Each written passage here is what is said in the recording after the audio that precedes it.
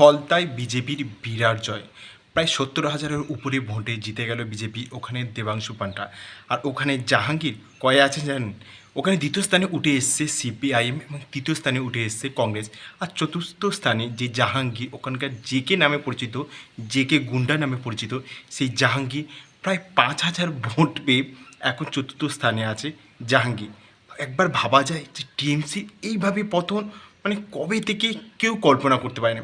আর এখান থেকে টিএমসির ভরাডুবি বলাই যেতে পারে, কারণ টিএমসির ফলতায় যে নির্বাচন হচ্ছে, যে ওখানে এই যে পুনর্নির্বাচনে যে বড় বড় তারকারা বা যা যা আছে টিএমসির যেসব হেভিওয়েট নেতারা আছে, তারা কেউ প্রচারে যায়নি। মানে তারা ধরেই নিয়েছে যে ফলতা তাদের হাতের বাইরে চলে গেছে। শুধু ফলতা নয়, তাদের আর ধরেই নিয়েছে সারা পশ্চিমবঙ্গ তাদের হাতের বাইরে চলে গেছে। কারণ একটা যে কোনোই পার্টি সে যখন হেরে যায়, সে প্রচেষ্টা করে সে আবার পুনরায় নিজেদের দল বা নিজেদের অস্তিত্বকে টিকিয়ে রাখার জন্য। এখনও পর্যন্ত দেখেছে যে টিএমসি হেরে যাওয়ার পরে এখনও পর্যন্ত সেভাবে কোনো আন্দোলন, কোনো প্রতিবাদ, কোনো কিছু নেই। টিএমসি যেন মানে খুবই একটা ঝড়ের মতো এসেছিলো সিপিআইএমের টাইমে, আবার একটা কীভাবে কী ঝড় এলো, সেই ঝড়ে আবার মুছেও গেল।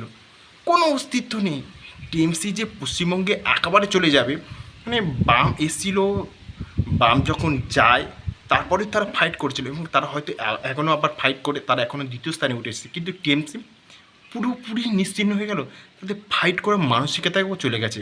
আরও বিজেপি যদি নিজেদের যদি ওই মানে টিএমসির জন্য যদি দরজা খুলে দেয়, তাহলে টিএমসির তো একটাও নেতাও থাকবে না, সমস্ত বিধায়করা এখন গিয়ে আবার বিজেপিতে জয়েন করে নেবে যদি তারা দরজা খুলে দেয়। তো সেই কাজটা এখনও পর্যন্ত বিজেপি করছে না, আর যদি করে তাহলে টিএমসি তো পুরোপুরি নিশ্চিহ্ন হয়ে যাবে।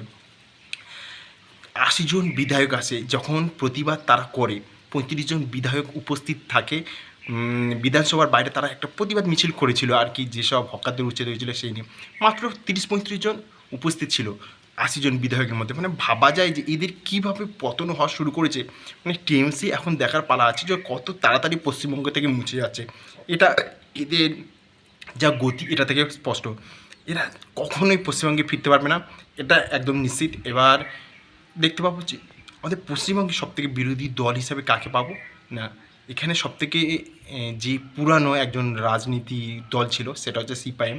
তারাই সবথেকে বিরোধী মুখ হিসাবে এবার পশ্চিমবঙ্গবাসীর সামনে আসবে এবং টিএমসি পুরোপুরি মিশে গেল। টিএমসির আর কোনো কিছুই লক্ষণ দেখতে পাবে না এখানে।